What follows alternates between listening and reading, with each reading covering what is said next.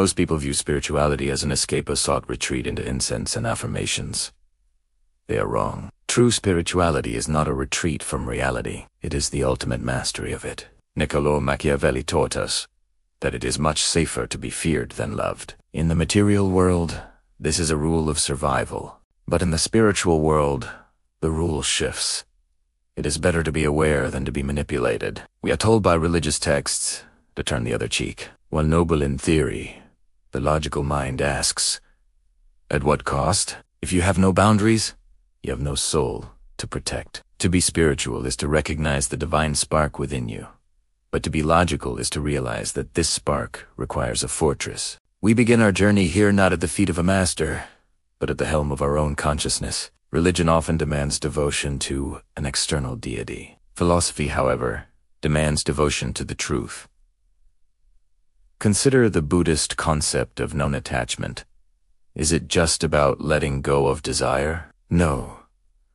From a strategic standpoint, non-attachment is the ultimate power move. Machiavelli noted that the man who is isolated can hardly avoid being overwhelmed. If your emotions are tied to the opinions of others, you are isolated from your own power. By practicing spiritual detachment, you become untouchable. You cannot be bribed by praise, nor can you be crushed by criticism. You become the observer. This is where logic meets the ethereal. We do not meditate to find peace.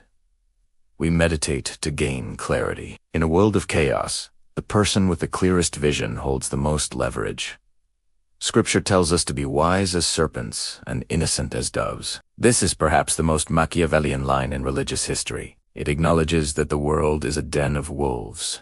To be 100% spiritual in the traditional sense often means ignoring the darker parts of the human psyche. But logic dictates that if you do not acknowledge the dark, you are blind to it when it stares you in the face. The law of power teaches us to conceal our intentions. Spirituality teaches us to know ourselves. When you combine these, you get a person who knows exactly who they are, but doesn't feel the need to prove it to a world that might use that information against them. This is the quiet power.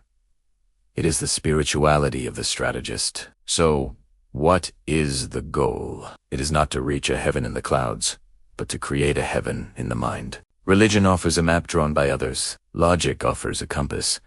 Spirituality is the act of walking the path. We must respect the ancient wisdom of our ancestors, for they understood the human spirit better than any modern algorithm. Yet, we must filter that wisdom through the lens of 21st century reality. You are an architect. Your materials are your thoughts.